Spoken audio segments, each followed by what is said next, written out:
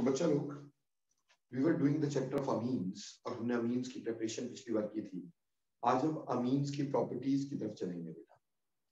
देखो बेटा, सबसे पहली प्रॉपर्टी जो सबसे इंपॉर्टेंट प्रॉपर्टी है अमीन की, that is basic character of amines. Very very very important. ठीक, इस पे क्वेश्चन आपको प्लस 2 में भी मिलेगा, इस पे ही क्वेश्चन आपको कंपटीशन में भी आएगा, और आपने पिछले पेपर दिए होंगे जीओसी तक में इसके क्वेश्चन रहते हैं बेसिक कैरेक्टर ऑफ अमीन्स। तो थोड़ा सा ध्यान देंगे ताकि आपको बेसिक कैरेक्टर ऑफ अमीन्स अच्छे से समझ में आ जाए। देखिए बेटा, basic character of amines, basic character of amines,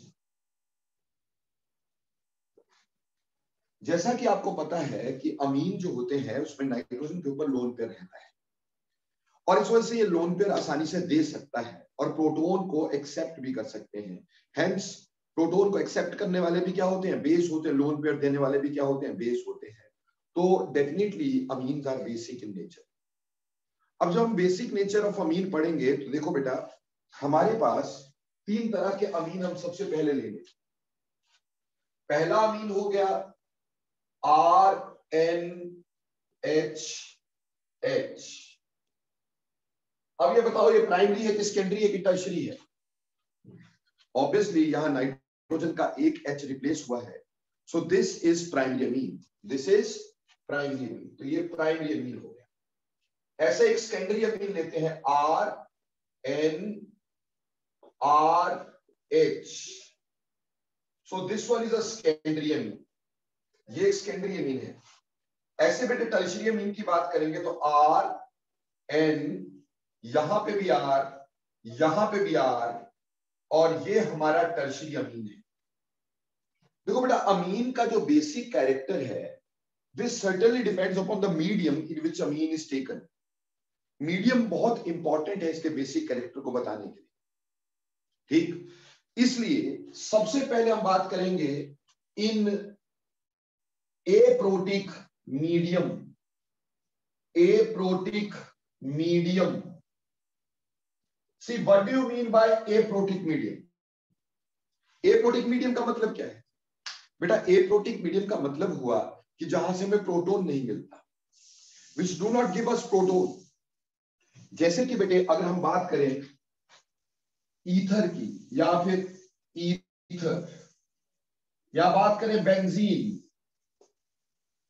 या बात करें CS2, या बात करें CCl4, ठीक, इवन क्लोरोबेंजीन, क्लोरोबेंजीन, DMSO,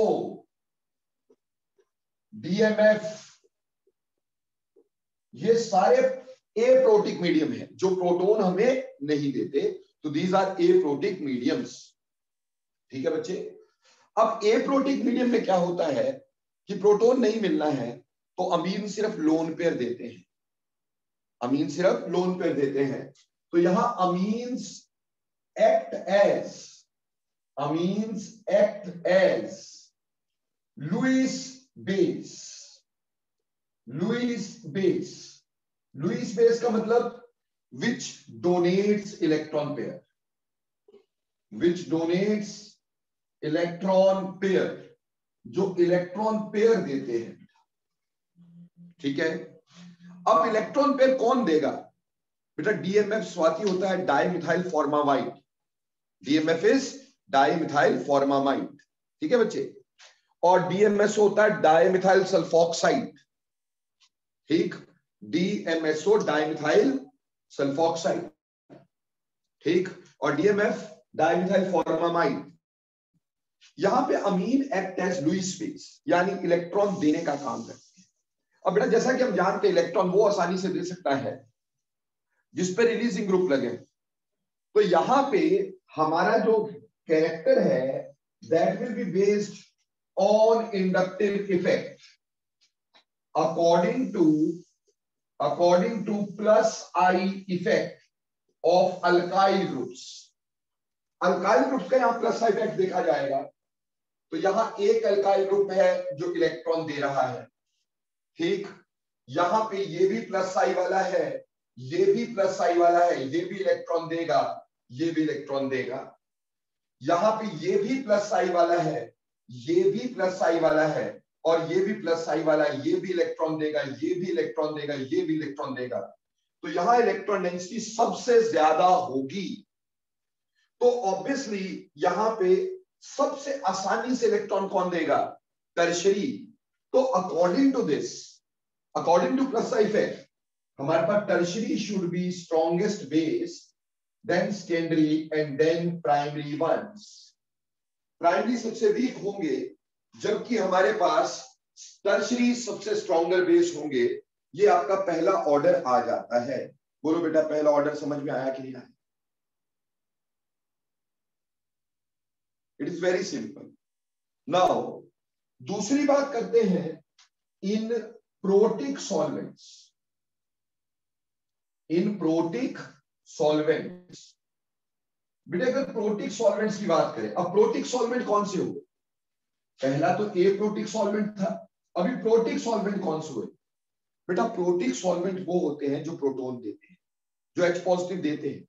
जैसे for an example, H positive देने वाला हुआ वाटर, H पॉजिटिव देने वाला हुआ अल्कोहल, H पॉजिटिव देने वाला हुआ एसिड, कार्बोक्सिलिक एसिड।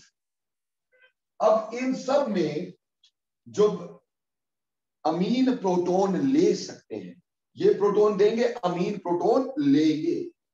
ऐसे केस में amines work as, amines act as Bronsted and Lorry base or Arrhenius bases. Arrhenius bases दोनों का मतलब क्या है? which accepts a proton, जो प्रोटॉन को एक्सेप्ट करते हैं, प्रोटॉन लेते हैं। ठीक, जैसे बेटे अगर मान लो प्रोटिक मीडियम है तो H पॉजिटिव मिलेगा प्रोटिक मीडियम से, और ये प्रोटॉन ले लेंगे, प्रोटॉन लेंगे और हमारे पास बनाएंगे RNH, H, और यहां पर H पॉजिटिव, ये जुड़ा। इसी तरह से अगर इस सेकेंडरी ने प्रोटॉन लिया तो प्रोटॉन लेने के बाद हमारे पास बनेगा RN, यहां पे भी R, और यहां पर H, यहां पर भी H, और N के ऊपर पॉजिटिव चार्ज। सिमिलरली ये H पॉजिटिव एक्सेप्ट करेगा और बनाएगा RN, यहां पे भी R, यहां पे भी R, यहां पे H, N के ऊपर पॉजिटिव चार्ज। बेटा प्रोटॉन एक्सेप्ट करने के बाद कोई भी बेस कॉन्जुगेट एसिड बन जाता है। सो ये तीनों इसके कॉन्जुगेट एसिड हैं, कॉन्जुगेट एसिड। अब बेटे अगर हमारे पास प्रोटिक मीडियम है तो हमें पहले तो ये देखना है कि कौन प्रोटॉन को आसानी से एक्सेप्ट करेगा। प्रोटॉन को एक्सेप्ट करने के लिए इलेक्ट्रॉन पेयर देने होंगे। इलेक्ट्रॉन पेयर देने के लिए हमें इंडक्टिव इफेक्ट तो लगना ही लगना है।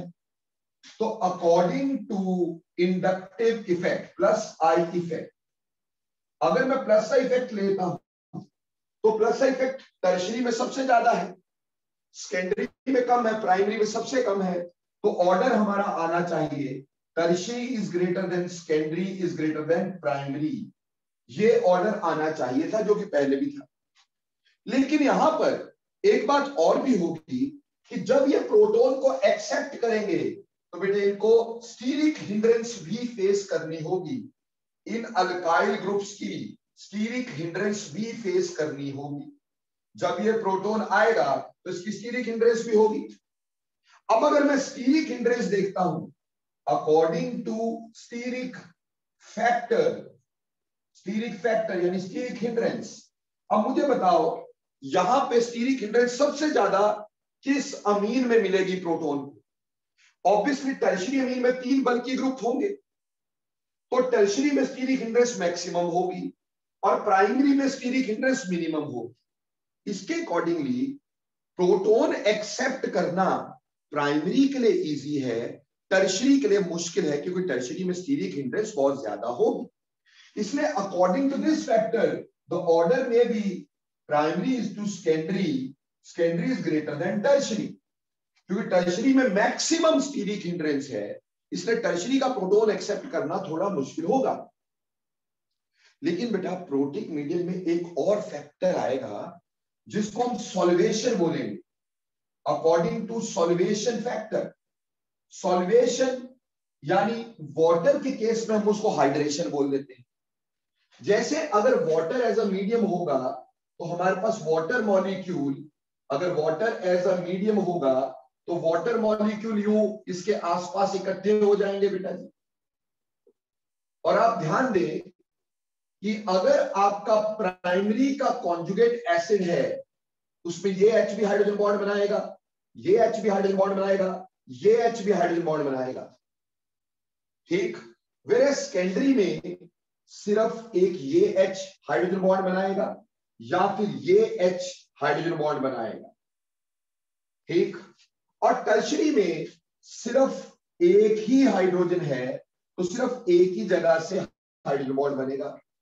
यानी हम ये कह सकते हैं कि हमारे पास प्राइमरी का conjugate acid is maximally hydrated या सॉल्वेटेड, ठीक, मैक्सिमम सॉल्वेटेड। जबकि हमारे पास सेकेंडरी का लेस सॉल्वेटेड है, इसके आसपास लेस हाइड्रेशन हो रखी है, लेस हाइड्रेटेड है। और जो टर्शरी है उसका कॉन्जुगेट एसिड लीस्ट हाइड्रेटेड है, उसका कॉन्जुगेट एसिड लीस्ट हाइड्रेटेड है। और जैसा कि आप लोग सभी जानते हैं बेटे कि हमारे पास more is the hydration, more is the stability of conjugate acid. और जिस कॉन्जुगेट एसिड की स्टेबिलिटी ज्यादा हो वो ज्यादा आसानी से बनेगा। सो सबसे ज्यादा हाइड्रेटेड कौन है? प्राइमरी का कॉन्जुगेट एसिड। इसलिए सबसे ज्यादा स्टेबल कौन है? सबसे ज्यादा स्टेबल कौन है? ठीक, वो हो जाएगा प्राइमरी का कॉन्जुगेट एसिड सबसे स्टेबल। और ये थोड़ा सा लेस स्टेबल होगा क्योंकि लेस हाइड्रेटेड है, और ये लीस्ट स्टेबल होगा क्योंकि लीस्ट हाइड्रेटेड है। ये लीस्ट स्टेबल होगा क्योंकि ये लीस्ट हाइड्रेटेड है। अब इसके अकॉर्डिंगली टर्शरी का कॉन्जुगेट एसिड सबसे स्टेबल है आफ्टर द फॉर्मेशन, तो सबसे आसानी से सॉरी प्राइमरी का सबसे स्टेबल है, इसलिए प्राइमरी का सबसे आसानी से बनेगा। इसलिए प्राइमरी का basic strength should be more than secondary, which should be more than tertiary due to more solvation of conjugate acid of primary, which makes it more stable. बोलो बेटे क्लियर होता है कि नहीं? अब हम क्या देख रहे हैं कि प्रोटीन मीडियम में तीन चीजें आ गई। अब ये तीन चीजें आ गई तो प्रॉब्लम ये हो गई, एक में टर्शरी ज्यादा, एक में दो में प्राइमरी ज्यादा। तो अब हम क्या करें? हम इसको कंक्लूड करते हैं। कंक्लूड कैसे करेंगे कि हमने क्या किया, तीन फैक्टर लिए और तीन तरह के हमारे पास अमीन थे। तीन फैक्टर थे और तीन तरह के हमारे पास अमीन थे। ठीक है बच्चे, फैक्टर नंबर वन कौन सा था बेटा? Plus I effect, inductive effect. Factor number two क्या था? स्टीरिक हिंड्रेंस यानी सॉल्वेशन फैक्टर या स्टीरिक हिंड्रेंस फैक्टर। और थर्ड था हाइड्रेशन फैक्टर यानी सॉल्वेशन फैक्टर। और अमीन था प्राइमरी या फिर सेकेंडरी या फिर टर्शियरी। अब जो हमारा प्लस आई इफेक्ट है ये किसके फेवर में है? प्लस आई इफेक्ट किसके फेवर में है? हमने पाया प्लस आई इफेक्ट टर्शियरी के फेवर में। थोड़ा बहुत सेकेंडरी के फेवर में भी होगा ही, लेकिन प्राइमरी के फेवर में इंडक्टिव इफेक्ट नहीं है, क्योंकि प्राइमरी में सबसे कम रिलीजिंग ग्रुप है तो इलेक्ट्रॉन पेयर देना सबसे मुश्किल रहेगा।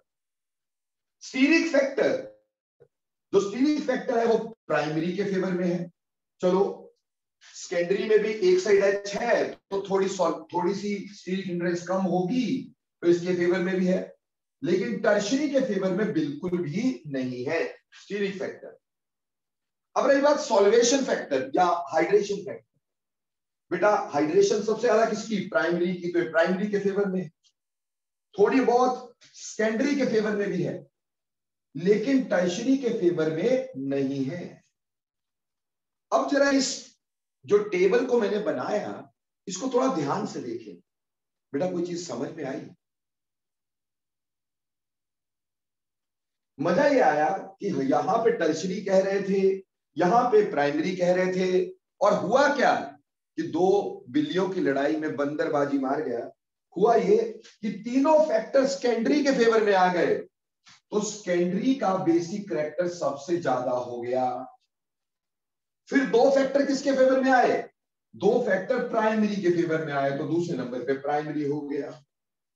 फिर एक फैक्टर कहां पे आया, टर्शरी के फेवर में आया, तो ये ऑर्डर हमारे पास रहा कि secondary is more then primary which is more then tertiary. बोलो बेटे ये समझ में आया कि नहीं आया?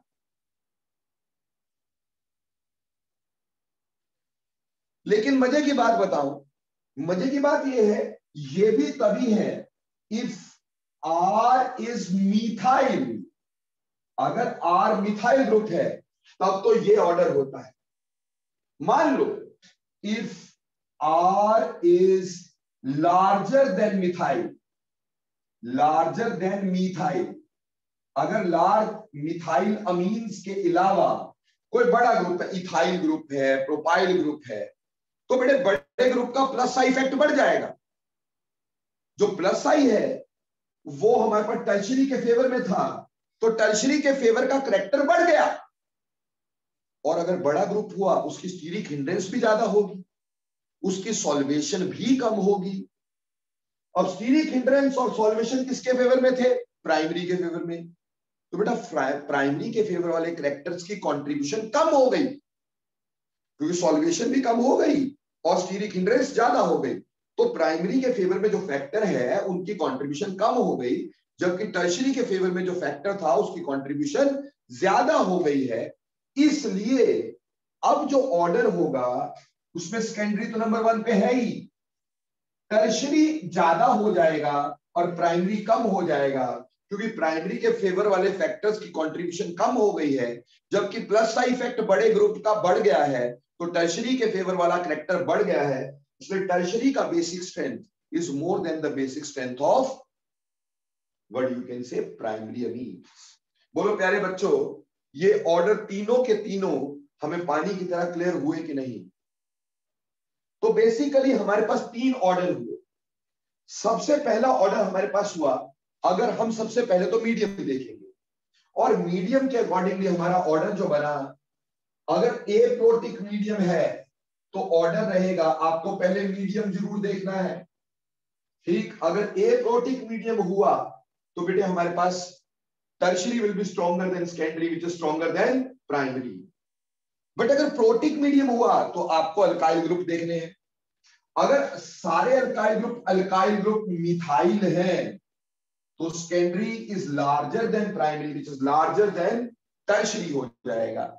और अगर एक भी ग्रुप बड़ा आ जाता है, ठीक, तो ऐसे केस में बेटे टर्शरी का बेसिक करैक्टर प्राइमरी से ज्यादा हो जाएगा, भले सेकेंडरी ज्यादा है। तो हमारे पास एक ऑर्डर ये हुआ, दूसरा ऑर्डर ये हुआ, तीसरा ऑर्डर ये हुआ। यानी अमीन का बेसिक कैरेक्टर देखते हुए सबसे पहली चीज जो देखी जाएगी वो देखी जाएगी मीडियम कौन सा है। अगर मीडियम ए प्रोटिक होता है तो अलग ऑर्डर आएगा, और अगर मीडियम प्रोटिक होता है तो फिर हमें ये देखना होगा इसमें अल्काइल ग्रुप कौन सा जुड़ा हुआ है। अल्काइल ग्रुप के हिसाब से हम दूसरा ऑर्डर देंगे बेटे, ठीक। तो ये 3 बेसिक करैक्टर के ऑर्डर रहे अमीन्स में, very very very important. Secondary तो हमेशा ज्यादा ही होगा, पर सर अगर हमें मीडियम दिया ही ना गया हो तो क्या करेंगे? देखो बेटे, अगर हमें मीडियम नहीं दिया है तो ये पहले से समझ लेंगे कि अगर मीडियम नहीं दिया होता तो हम वाटर की बात करते हैं, यानी प्रोटिक मीडियम की बात करते हैं, तो फिर हमारा ऑर्डर अल्काइल ग्रुप के हिसाब से डिसाइड होगा, ये श्योर है। अब फटाफट से लिख दो, अगर ये ऑर्डर्स तुम्हें क्लियर हो गए हैं तो जल्दी जल्दी से यस लिख दो, शाबाश। ये सारे ऑर्डर्स तुम्हें क्लियर हो गए हैं तो जल्दी जल्दी से यस लिख देना। थैंक यू बेटे।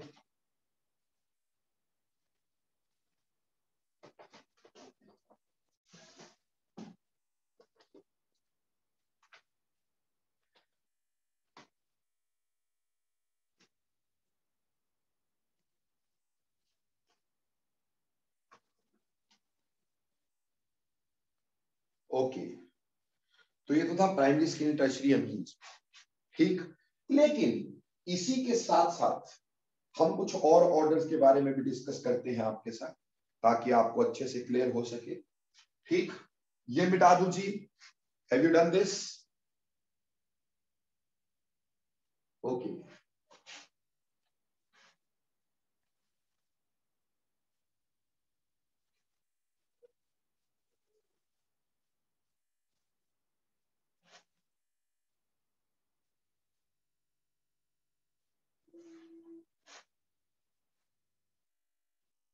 अब ये बात क्लियर करना कि सबसे पहले मीडियम जरूर देखना बेटा। The first thing you have to see the medium, और उसके बाद आगे डिसाइड करना है ऑर्डर। अगर मीडियम ए प्रोटिक होता है तब तो टर्शियरी को ज्यादा बोलना है। जैसे बेटे मान लो कुछ हमारे को इस तरह से दे दिया गया, हमें बोल दिया गया एक है साइक्लिक अमीन, ठीक है जी। इसी तरह से ये दूसरा है, इसी तरह से ये तीसरा है, और ये चौथा है। बेटे इन सब में हाइड्रोजन तो सभी के साथ लगा ही होगा, क्योंकि आप देख रहे हैं नाइट्रोजन की दो दो वैलेंसियां भरी हुई है। अब मीडियम अभी भी ये सारे के सारे सेकेंडरी है, सारे के सारे सेकेंडरी है। अब सारे के सारे सेकेंडरी है तो हमारे पास सबसे ज्यादा कौन यहां पे बेसिक होगा?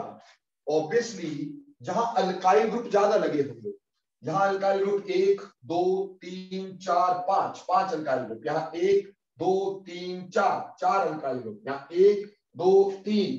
कहने का मतलब कार्बन ज्यादा यहां पे लगे हुए हैं तो प्लस का इफेक्ट इसका ज्यादा होगा, इसलिए ये ज्यादा स्ट्रॉन्गर है ऐसे बेस, ये उससे वीक, ये उससे भी वीक, और ये सबसे वीक होगा। बोलो इज इट क्लियर और नॉट?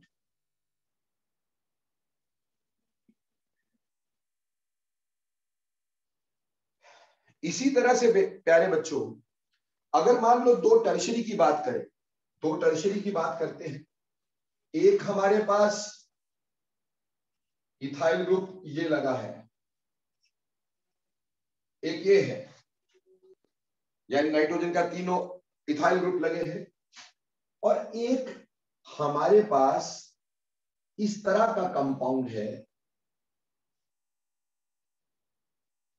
ठीक है, साइक्लिक है।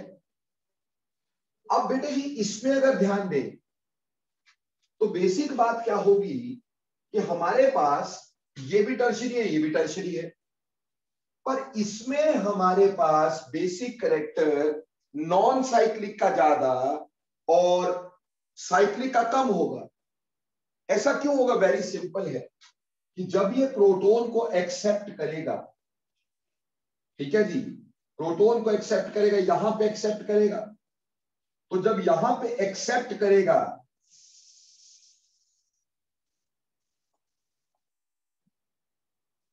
लाइक दिस, तो पॉजिटिव चार्ज आ जाने से, ठीक, ये रिंग में स्टेबिलिटी कम हो जाएगी, एंगल का स्ट्रेन बढ़ जाएगा, और यहां पे ऐसा नहीं होगा, यहां पे आसानी से इलेक्ट्रॉन दिए जा सकेंगे।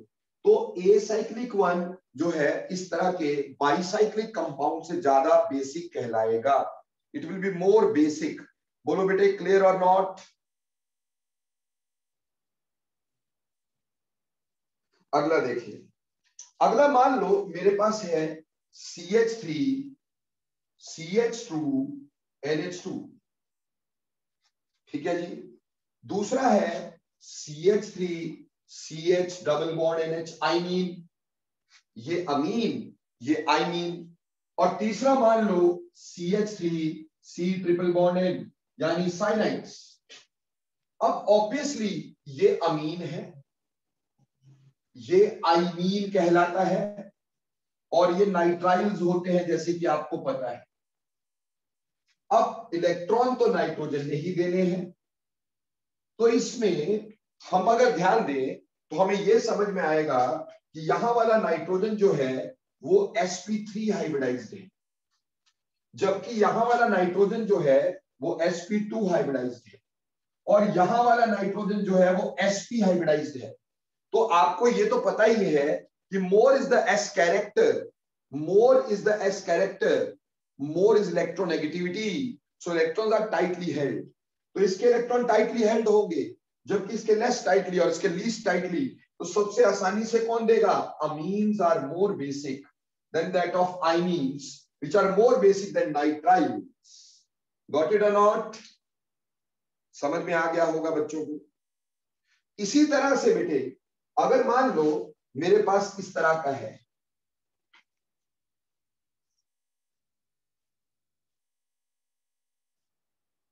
एक नाइट्रोजन ये है, ठीक, यहां पे H लगा हुआ है, क्लियर है जी। दूसरा मेरे पास ये है,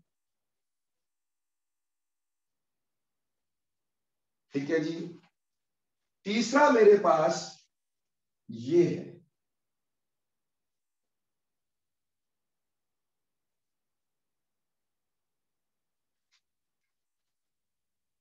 ठीक है बच्चों। ऑब्वियसली ये तो क्लियर हो ही रहा है कि इस नाइट्रोजन का S कैरेक्टर ज्यादा होगा, क्योंकि डबल बॉन्डेड है, तो मोर S कैरेक्टर होगा, मोर S कैरेक्टर, ठीक, डबल बॉन्डेड का मोर S कैरेक्टर। यहां पे S कैरेक्टर लेस होगा, मोर S कैरेक्टर का मतलब इलेक्ट्रोनेगेटिविटी ज्यादा होगा, तो इलेक्ट्रॉन पकड़ के रखना। तो ऑब्वियसली ये तो सबसे लीस्ट हो गया। अब इन दोनों में से यहां ऑक्सीजन का माइनस आई इफेक्ट रहेगा, तो वो बेटे इलेक्ट्रॉन खींचेगा, जो इन टर्म्स नाइट्रोजन से इलेक्ट्रॉन खींचेंगे, और जिसकी वजह से नाइट्रोजन का इलेक्ट्रॉन देना थोड़ा सा मुश्किल हो जाएगा। तो ये सबसे बेसिक, ये उससे कम, और ये लीस्ट बेसिक। बोलो इज इट क्लियर और नॉट? इसी तरह से बेटे अगर विड्रॉइंग ग्रुप लग जाते हैं तो एसडी करेक्टर, बेसिक करेक्टर क्या हो जाता है? कम हो जाता है। मान लो आपके पास एक है CH3NH2, दूसरा है ClCH2NH2, तीसरा है NO2CH2NH2। तो देखो बेटे यहां पे हमारे पास कोई भी, यहां सिर्फ इसका प्लस आई है, यहां इसका माइनस आई जो कि मॉडरेट होता है, ठीक, और यहां इसका माइनस आई जो कि स्ट्रॉन्ग होता है। और माइनस आई जितना ज्यादा होगा ऑब्वियसली इलेक्ट्रॉन पकड़े रखने की पावर ज्यादा होगी, इलेक्ट्रॉन देना मुश्किल होगा। तो यहां पे भी methyl amine is more than chloro methyl amine which is more than nitro methyl amine. यानी विड्रॉइंग ग्रुप जैसे ज्यादा लगेंगे बेसिक स्ट्रेंथ उतना कम होता चला जाएगा।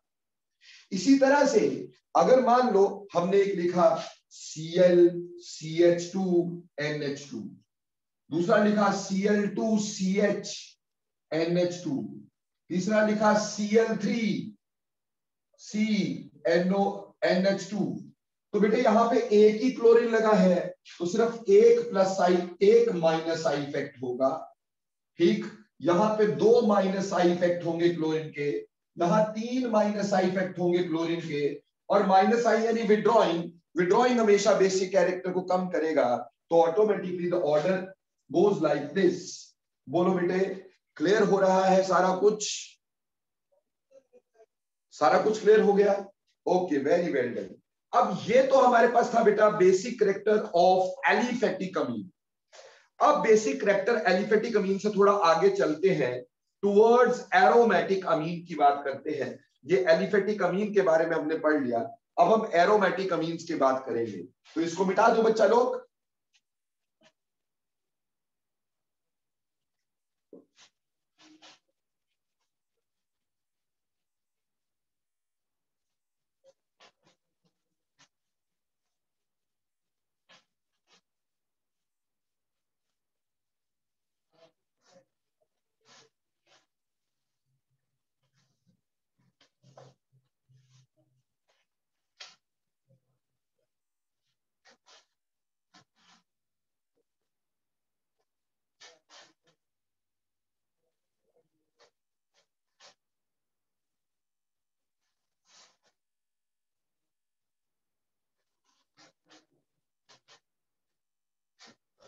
देखिए आगे बेटे, अब हम बात करेंगे एरोमेटिक अमीन्स का कंपैरिजन। देखो बेटे, एक मेरे पास है RNH2, ठीक, यानी अमीन, एक है अमोनिया और एक है एनिलीन। एनिलीन, देखो प्यारे बच्चों, बहुत सिंपल सी बात है कि यहां पे हमारे पास प्लस आई इफेक्ट होगा, वो तो होगा ही, ऑब्वियसली इसका बेसिक कैरेक्टर अमोनिया से ज्यादा। लेकिन जो एनिलीन है उसका lone pair is delocalized in the benzene ring. Amine aniline में जो लोन पेयर है that is delocalized in benzene ring, and hence obviously इसका कम हमारे पास क्या होगा, बेसिक कैरेक्टर, क्योंकि electron pair is delocalized due to resonance in benzene ring. Benzene ring में रिजोनेंस की वजह से हमारे पास डेफिनेटली क्या हो रहा है कि एरोमेटिक बेसिक कैरेक्टर थोड़ा कम हो रहा है, क्योंकि इलेक्ट्रॉन देना मुश्किल हो रहा है। तो उम्मीद करता हूं ये तो समझ में आ ही रहा होगा, ठीक। अब इसी तरह से मान लो अगर हमारे पास इस तरह से दे दिया होता, ठीक, किस तरह से, हमें बोलते हैं कि यहां पे एक N और यहां पे R, यहां H है, या फिर कोई दूसरा होता जिसमें ये बेंजीन रिंग, यहां N, यहां H, यहां H है,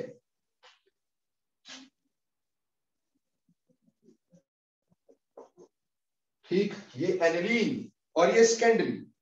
तो आपको अच्छे से मालूम है कि ये प्लस का इफेक्ट ज्यादा देगा, ये इलेक्ट्रॉन ज्यादा आसानी से देगा, तो this is more stronger base than this. So this is very very simple, I think. इसी तरह से अगर मान लो हमारे पास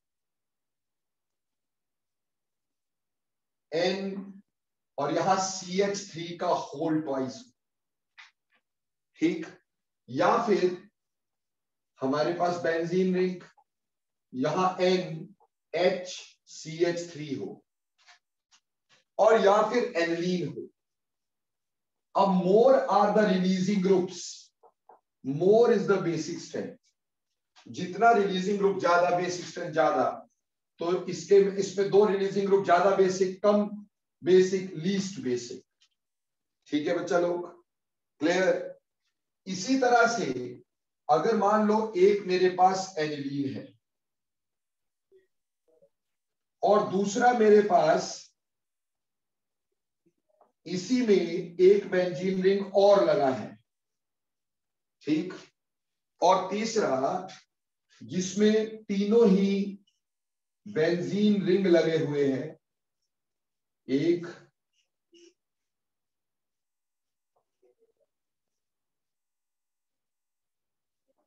अब इसमें देखें, देखो बेटा, इसमें electron pairs are delocalized over one benzene only, and electron pairs are delocalized over this benzene as well as on this benzene, दो जगह पे delocalized है। सिमिलरली अगर इसकी बात करें तो यहां पे भी delocalized है, यहां पे भी delocalized है, और यहां पे भी delocalized है। तो इधर इलेक्ट्रॉन पेयर ज्यादा अवेलेबल रहेंगे, इधर थोड़े कम रहेंगे, इधर सबसे कम रहेंगे। तो first will be more basic than second and second is more basic than third. Do you got this order? Did you got this order or not? Excuse me sir. हाँ जी बेटे बोलो। सर ये सिर्फ हम एप्रोटिक मीडियम में देखेंगे या प्रोटिक मीडियम में भी देखेंगे?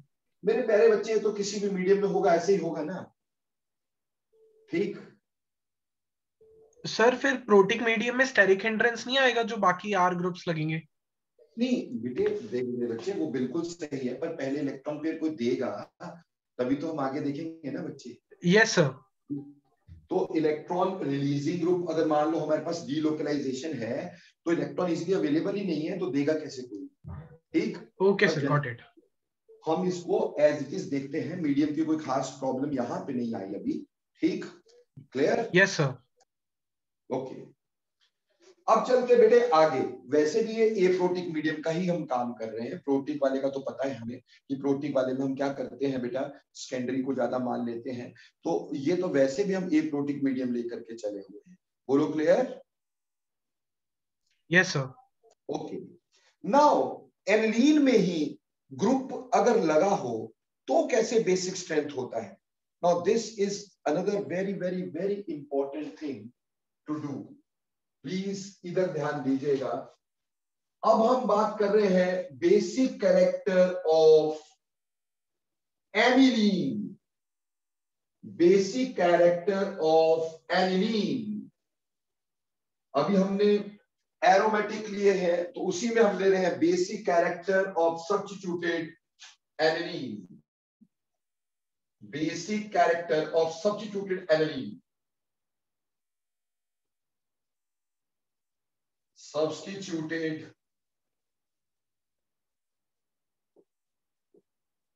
एनिलीन। देखो बेटे, यहां पर हमारे पास लोग कहते हैं कि और दो इफेक्ट होता है। लोग क्या कहते हैं? और दो इफेक्ट हुआ करता है, ठीक। पर और दो इफेक्ट की जगह ना मैं तुम्हें बताता हूं, यहां सिप इफेक्ट होता है, ठीक। जब हम सब्स्टिट्यूटेड एनिलीन देखते हैं यहां पे एक स्पेसिफिक इफेक्ट होता है, सिप। नो, सिप क्या होता है? सिप होता है steric inhibition of protonation. Steric inhibition of protonation. Steric inhibition of protonation, ठीक। प्रोटोनेशन की स्टीरिक इनहिबिशन में मतलब क्या है? मान लो ये एनिलीन है, ठीक है जी, और एनिलीन ने इलेक्ट्रॉन पेयर देना है जैसे कि आपको पता है, पर इसके ऑर्डो पे कोई ग्रुप लगा हुआ है। तो जब प्रोटॉन इसके पास आता है, ठीक, तो ये जो ऑर्डो पे लगा हुआ ग्रुप है ये इस प्रोटॉन को रिपेल कर देता है, जिसकी वजह से ऑर्डो पे लगा हुआ ग्रुप प्रोटॉन को एक्सेप्ट करना मुश्किल कर देता है, ठीक। और इसकी वजह से group present on ortho position, group present on ortho positions, position makes protonation difficult due to steric hindrance, due to steric hindrance. तो जो ऑर्डो पे ग्रुप लगा होता है बेटे, वो प्रोटॉन को लेने में थोड़ी सी कठिनाई पेश करता है, तो वो अपनी स्टीरिक हिंड्रेंस देगा एंड दस decreases basic character of aniline. इसको लोग ऑर्डो इफेक्ट बोल देते हैं, कहते हैं ऑर्डो पे लगा हुआ, जैसे एसिडिक करेक्टर, हमने कार्बोक्सिलिक एसिड में ऑर्डो इफेक्ट पढ़ा था तो हमने बोला कि ऑर्डो पे लगा हुआ ग्रुप एसिडिक करेक्टर को इंक्रीज करता है। अगर एसिडिक करेक्टर को इंक्रीज करता है मतलब बेसिक करेक्टर को डिक्रीज करता है, तो लोग इसी को ऑर्डो इफेक्ट बोल देते हैं। यहाँ पर ये ऑर्डो इफेक्ट नहीं है, ये सिप इफेक्ट है। स्टीरिक इनहिबिशन ऑफ प्रोटोनेशन हमारे पास हुआ करती है बेटा, और उस वजह से मान लो अगर मेरे पास इस तरह से दिया है, एक है एनिलीन, ठीक है जी, दूसरा टोलिडीन। अब टोलिडीन क्या होता है? यहां पे CH3 लगा होगा, इसको टोल्विडीन बोलते हैं, ठीक।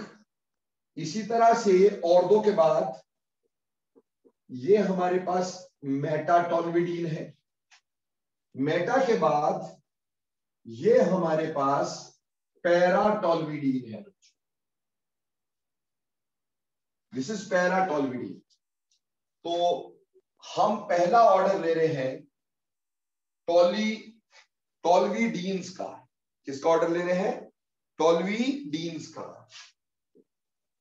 ठीक, देखो बेटे, अगर मैं इसको 1 लिखता हूं, 2 लिखता हूं, 3 लिखता हूं, 4 लिखता हूं, तो ये तो हमारे पास शिप इफेक्ट वाला है, इसलिए 2 का बेसिक करैक्टर तो सबसे कम कर दीजिएगा, विदाउट कुछ सोचे, विदाउट किसी भी चिंता के 2 का सबसे कम कर दीजिएगा। ठीक, कोई भी सोचना ही नहीं है इसमें। ठीक, उसके बाद हमारे पास रहेगा सेकंड, थर्ड और फर्स्ट, थर्ड और फोर्थ। इधर बेटा इसका प्लस आई होगा, इधर इसका प्लस आई भी होगा और एच भी होगा, यानी हाइपर कॉन्जुगेशन भी होगी। और ये रिलीजिंग है, रिलीजिंग बेसिक कैरेक्टर को बढ़ाता है, तो सबसे ज्यादा बेसिक हो गया 4, 4 के बाद कौन सा आया? 3, 3 के बाद आया 1। क्यों?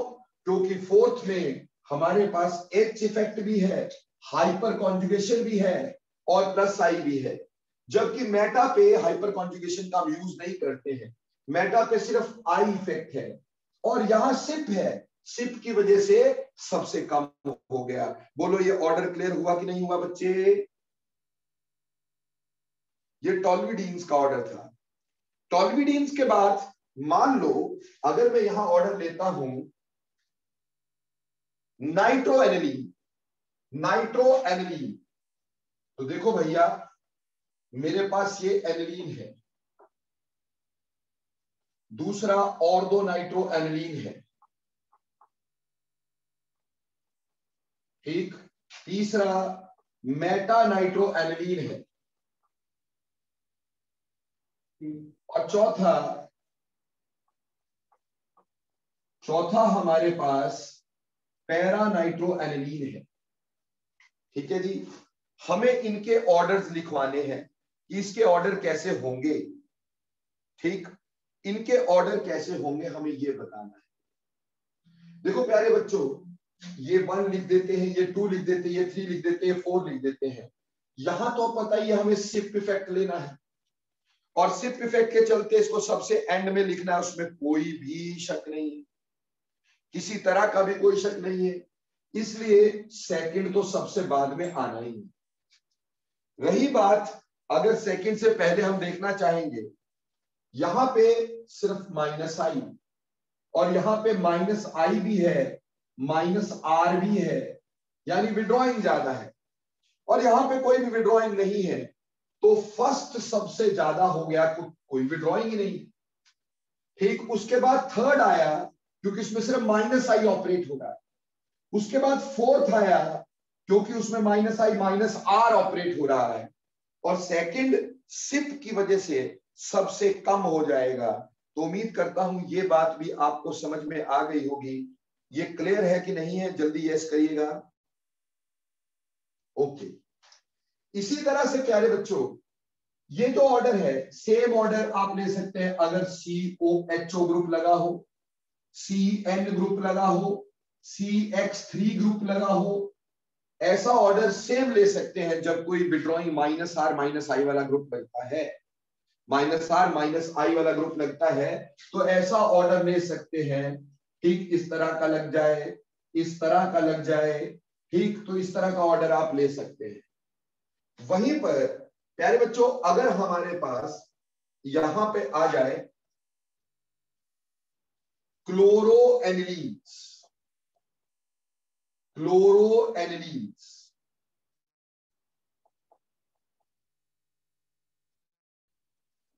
ठीक, और 2 क्लोरो है,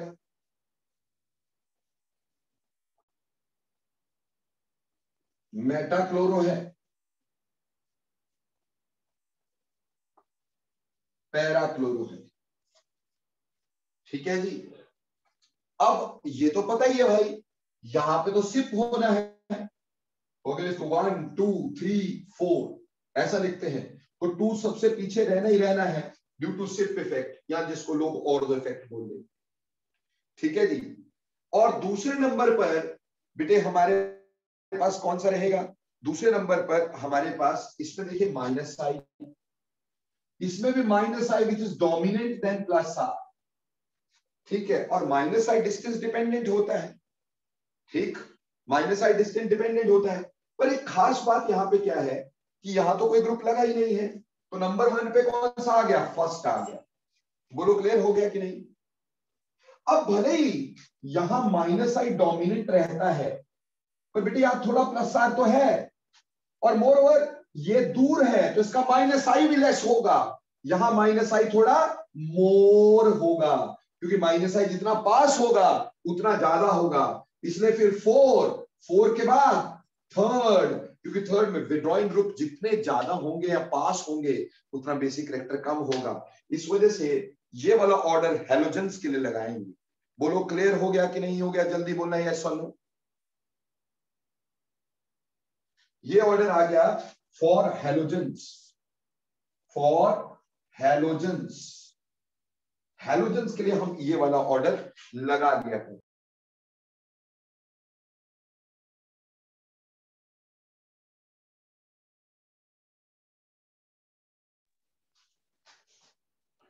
चलते थोड़ा सा आगे, ठीक, सिप इफेक्ट। अब यहां पे हमने ये तो कर लिया, लेकिन अब हम डिस्कस करेंगे कुछ इसमें पिटफॉल्स, यानी कुछ थोड़ा सा जो गड़बड़ है, ठीक है, वो थोड़ी सी डिस्कस कर लेते हैं। ये तो सिंपल ही था, इसमें कोई ज्यादा मुश्किल था नहीं, ठीक, तो मिटा दो इसको।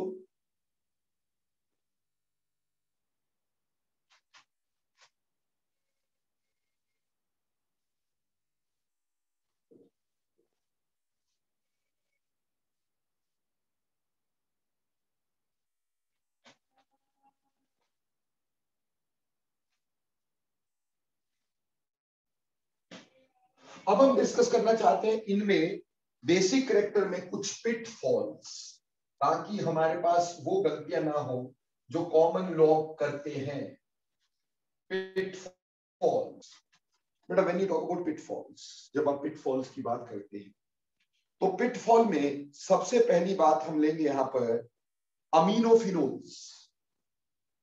अमीनोफिनोल्स का मतलब है कि हमारे पास एल्वीन तो है ही, पर इसके साथ हम अल्कोहल लगाते हैं।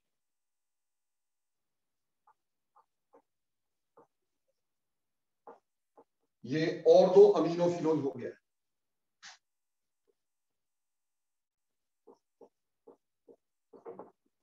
मेटा अमीनोफिनोल हो गया,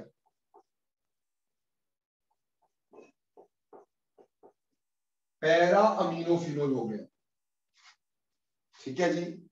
अब सबसे पहले इसका एक्सपेक्टेड ऑर्डर लगाते हैं, 1 2 3 4, एक्सपेक्टेड ऑर्डर पहले, ताकि हमें यह पता चल जाए गलती कहां हम कर रहे हैं। देखो बेटा, एक्सपेक्टेड था कि इसमें सिप होना चाहिए था, यानी ये 2 सबसे एंड में, जैसे कि हम लिखते आ रहे हैं, यहां माइनस आई, यहां प्लस आर, इस हिसाब से फोर्थ सबसे पहले, फिर फर्स्ट, फिर थर्ड, फिर सेकंड, ये एक्सपेक्टेड ऑर्डर था। This was expected order. पर मजे की बात बताता हूं, एक्चुअल ऑर्डर क्या होगा। एक्चुअल ऑर्डर में फोर्थ नंबर 1 पे रहना ही है, क्यों, उधर प्लस आर इफेक्ट होना है, रिलीजिंग होना है, 4 नंबर 1 पे रहना ही है। पर यहां पे प्रॉब्लम तब आ जाती जब सेकंड वाला दूसरे नंबर पे आ जाता है और दो वाला दूसरे नंबर पे आ जाता है, एंड देन फर्स्ट और फिर थर्ड।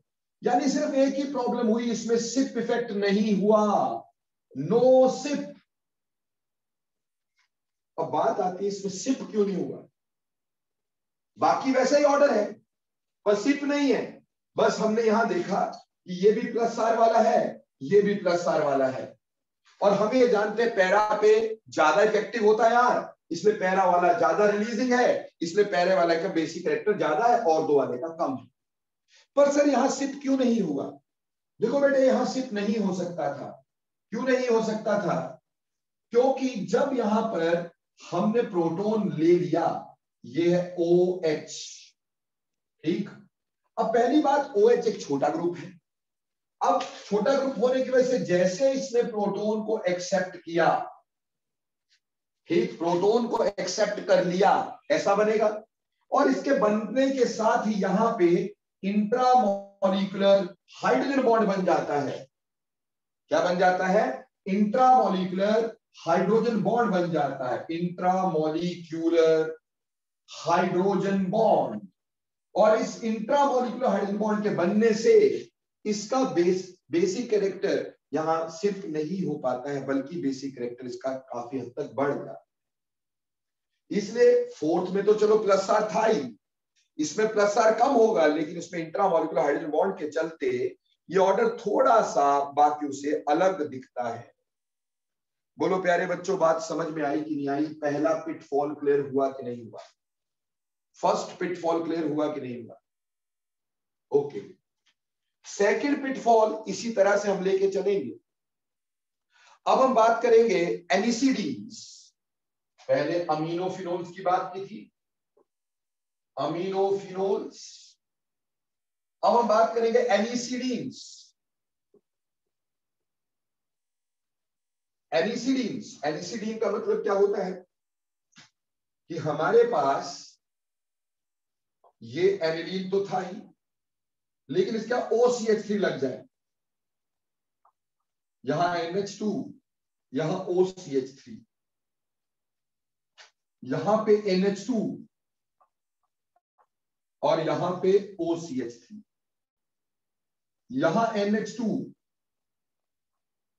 और यहां पे OCH3। नो, पहले इसमें भी थोड़ा एक्सपेक्टेड ऑर्डर सोच लेते हैं और फिर उसमें गलती देखते हैं कहां पे आई और क्यों आई। एक्सपेक्टेड ऑर्डर, ये 1, ये 2, ये 3 और ये 4। एक्सपेक्टेड में हमें पता था ये प्लस आर होगा, ये माइनस आई होगा, यहां सिप होगा, जैसा कि हम सोचते थे। तो उसके अकॉर्डिंगली हमारे पास 4 should be greater than first, which should be greater than third, which should be greater than second because of SIP effect। पर इसमें हमने एक्चुअल ऑर्डर क्या पाया? इसमें एक्चुअल ऑर्डर क्या पाया? फोर्थ तो ज्यादा रहना ही है, उसमें कोई भी शक नहीं है, लेकिन फोर्थ के बाद फर्स्ट आ जाता है। ठीक, क्लियर? जो कि पहले भी हमें समझ में आ रहा था कि फर्स्ट आना चाहिए। यहां पर यहां गड़बड़ कहां होती है? यहां गड़बड़ होती है 3 और 2 में, यानी यहां पे सिप थोड़ा सा कम होता है, लेकिन सिप थोड़ा कम होता है। यहां पे 2 पहले आ जाएगा और 3 बाद में आएगा। ठीक, यहां सिप तो हुआ बेटा, डेफिनेटली हुआ, क्योंकि बड़ा ग्रुप है, लेकिन फिर उसके बाद प्रोटोनेशन अगर हो गई, थोड़ा बहुत हाइड्रोजन बॉन्ड बन सकता है, तो सेकंड, इसमें तो माइनस आई है, सेकंड थर्ड से ज्यादा हो जाएगा। ये एक डिफरेंट ऑर्डर है बाकी सबसे। बोलो क्लियर और नॉट?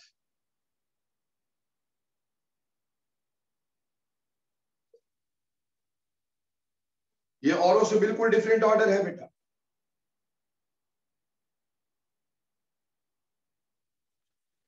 एक तीसरा ऑर्डर, डाइअमीन्स। डाइअमीन्स, अब डाइअमीन में ये एनिलीन है और यहां पर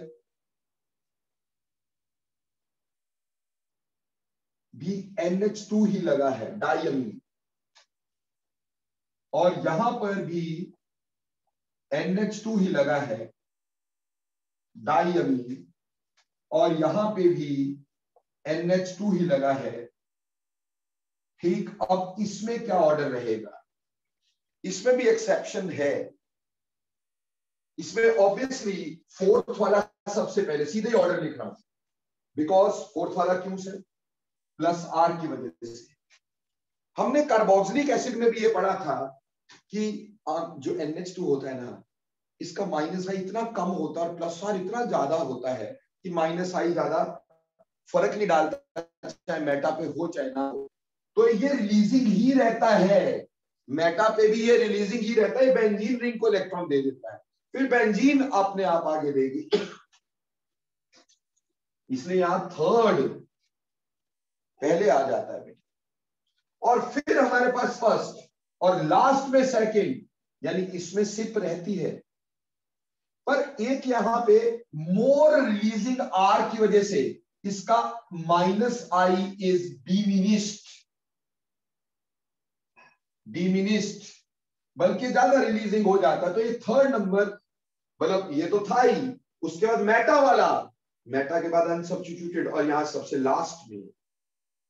बोलो प्यारे बच्चों, बात समझ में आई कि नहीं आई?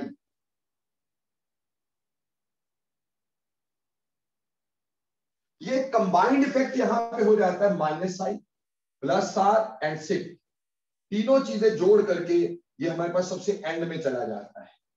ठीक, तो ये 3 पिटफॉल्स थे जो, जिसमें बाकी सब गलत करेंगे लेकिन आप कभी इसको गलत नहीं करेंगे। तो उम्मीद करता हूं ये वाला बेसिक कैरेक्टर आपको अच्छे से क्लियर हो गया है। बोलो हुआ है कि नहीं हुआ है? ना इसी को लेकर के अब ये तो था एनिलीन्स में, ठीक, ये था एनिलीन्स में, तो ये मिटा रहा हूं मैं। एनिलीन्स का बेसिक कैरेक्टर आपको सारा क्लियर किया, एक एक पिटफॉल के साथ, ठीक, एक एक चीज के साथ। पिटफॉल को दोबारा दोबारा देख लेना, ठीक। 3 ही पिटफॉल्स हैं, अमीनोफिनोल्स, एनिसिडीन्स, डाइअमीन्स, तीनों के ऑर्डर अलग है, अलग अलग इसमें कंटेक्स्ट है बेटा, ठीक। इसलिए थोड़ा सा कोई कॉमन लॉजिक नहीं है, इस वजह से इसमें गलतियां होने के चांसेस रहते हैं, ठीक है जी। नाउ वन मोर थिंग, एक और चीज देखते हैं। मान लो मेरे पास एक तो ये है, दूसरा मेरे पास ये है, ये पाइरिडीन कहलाता है, दिस इज पाइरिडीन। और तीसरा मेरे पास ये है, ये पायरोल कहलाता है, ये पायरोल कहलाता है।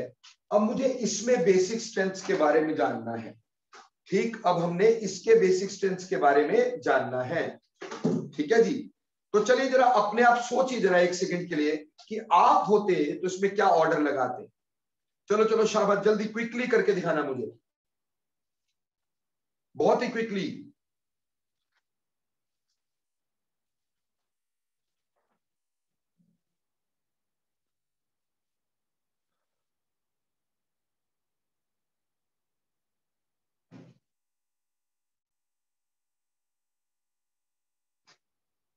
तो देखो बेटे, आप क्या करते इसमें, ऑब्वियसली इधर नाइट्रोजन sp3 हाइब्रिडाइज्ड है, इधर sp2 हाइब्रिडाइज्ड है, और ये भी डीलोकलाइज्ड sp2 हाइब्रिडाइज्ड,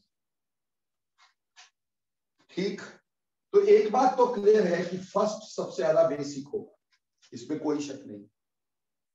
सेकंड और थर्ड की अगर मैं बात करूं, सेकंड और थर्ड की अगर मैं बात करूं, तो बेटे कॉन्जुगेशन का एक रूल होता है, कहते हैं अगर किसी एटम का जुड़ा हुआ पाई बॉन्ड कॉन्जुगेशन में है तो उसके इलेक्ट्रॉन पेयर कॉन्जुगेशन में नहीं होते, यानी इसका पाई बॉन्ड कॉन्जुगेशन में double bond, single bond, double bond, तो दिस इज लोकलाइज्ड, ये कॉन्जुगेशन में नहीं है, not in conjugation, not in conjugation. ये कॉन्जुगेशन का रूल है कि किसी भी एटम के साथ अगर पाई बॉन्ड कॉन्जुगेशन में है तो उसके पास पड़ा हुआ कोई और चीज कॉन्जुगेशन में नहीं होता, चाहे lone pair, positive charge, negative charge conjugation में नहीं होता, तो इलेक्ट्रॉन लोकलाइज्ड है, जबकि ये वाले इलेक्ट्रॉन डीलोकलाइज्ड है। तो ये वाले इलेक्ट्रॉन जो है वो डीलोकलाइज्ड है, यानी आसानी से अवेलेबल नहीं है, इस वजह से फर्स्ट सबसे ज्यादा बेसिक है। फर्स्ट के बाद हमारे पास कौन सा आ गया, सेकंड वन, और सेकंड के बाद आया थर्ड, क्योंकि थर्ड के इलेक्ट्रॉन डीलोकलाइज है जबकि सेकंड के लोकलाइज अपनी जगह पे खड़े हुए हैं। उम्मीद करता हूं बात समझ में आ जाती है, इज इट क्लियर और नॉट?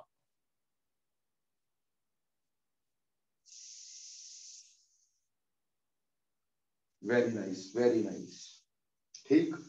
आगे देखते हैं। इसी तरह से एक स्पेसिफिक चीज को डिस्कस करना चाह रहा हूं मैं आपके साथ, स्पेसिफिक चीज, ठीक। थोड़ा सा ध्यान देंगे ताकि आपको समझ में आ सके। एक तो बेटा मेरे पास ये है, और दूसरा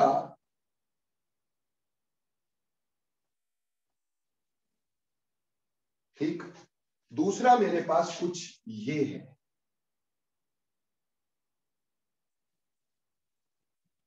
ठीक, इसको हम बोलते हैं पाइरोल, और ये जो होता है this is called as guanidine. Guanidine, ठीक है जी, क्लियर। अब इन दोनों में देखो बेटे, इसके इलेक्ट्रॉन भी डिलोकलाइज्ड है, double bond, single bond and a lone pair, तो यहां के इलेक्ट्रॉन यहां जाएंगे, यहां के इलेक्ट्रॉन यहां जाएंगे, यहां के यहां जाएंगे, तो डिलोकलाइज्ड है। सिमिलरली यहां के इलेक्ट्रॉन अगर यहां गए तो यहां के इलेक्ट्रॉन यहां जाएंगे, ये वाला नाइट्रोजन ज्यादा आसानी से देगा। तो गुआनिडीन सबसे स्ट्रॉन्गर बेस में से एक है, गुआनिडीन सबसे स्ट्रॉन्गर बेस में से एक है। जो एक तो ये वाला इलेक्ट्रॉन पेयर लोकलाइज्ड है, क्योंकि अगर इसका पाई बॉन्ड रिजोनेंस में है तो लोन पेयर रिजोनेंस में नहीं होगा। ऊपर से इसका प्लस आर इफेक्ट हो रहा है, ये यहां इलेक्ट्रॉन दे रहा है, यहां के यहां आ रहे हैं, तो इस नाइट्रोजन पे इलेक्ट्रॉन डेंसिटी बढ़ेगी, आसानी से देगा। तो guanidine is one of the strongest base we have. Guanidine एक बहुत ही स्ट्रॉन्गर बेस होता है। बोलो प्यारे बच्चों, बात समझ में आई कि नहीं आई? जल्दी बोलना यस और नो।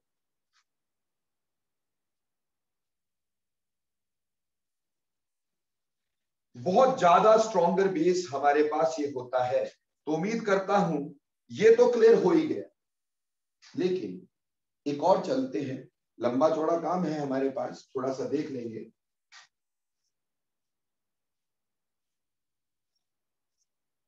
एक मेरे पास N, ठीक है जी, और यहां पे भी ये है, और ये नाइट्रो है, यानी ये अल्काइल ग्रुप्स है। यहां पे भी CH3, यहां पे भी CH3, यहां पे CH3, यहां पे CH3, ठीक। और दूसरा मेरे पास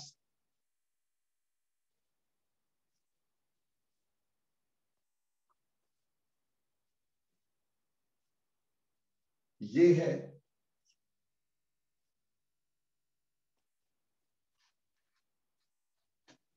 अब इसमें से ज्यादा स्ट्रॉन्ग बेसिक कौन है?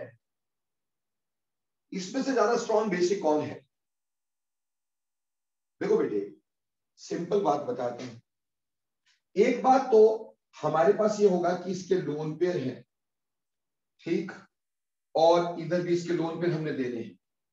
यहां ये जो बल्की ग्रुप होंगे ये नाइट्रो को रिपेल करेंगे, ठीक, जिसको हम पढ़ते SIR effect, steric inhibition of resonance, है ना बेटा।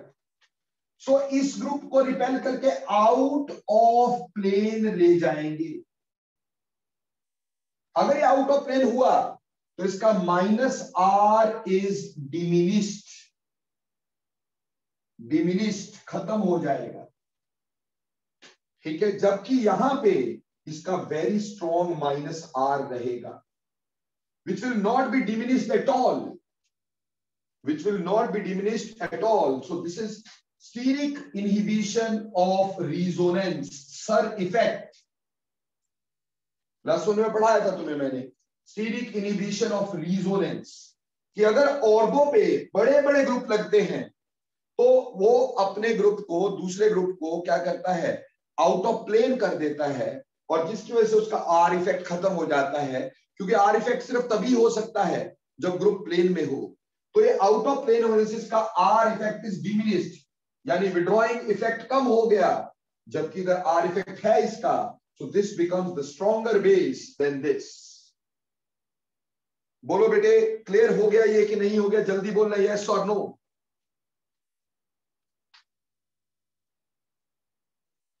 ये एक अलग तरह का ऑर्डर तुम्हें बताने की मैंने कोशिश की बेटे, on the basis of sir effect. तो उम्मीद करता हूं ये बहुत अच्छे से तुम्हें समझ में आ गया होगा कि सर इफेक्ट किस तरह से होता है, ठीक, इसमें कैसे बेसिक कैरेक्टर को कम किया जाता है। तो हमें ये पता चल जाता है कौन ज्यादा बेसिक है, कौन कम बेसिक है, ठीक। तो बहुत इजीली आप बता सकेंगे कौन ज्यादा बेसिक है यहाँ पे। ठीक, तो ये एक और बड़ा लंबा चौड़ा पिटफॉल है क्योंकि इसमें साइड इफेक्ट लगता है। तो मैंने हर तरह का बेसिक कैरेक्टर अमीन का आपको बता दिया, भले ही वो एलिफेटिक अमीन हो, भले ही वो एरोमेटिक अमीन हो, हर तरह का बेसिक कैरेक्टर आपको क्लियर हो गया। बोलो हो गया कि नहीं हो गया? यस और नो? ओके प्यारे बच्चों,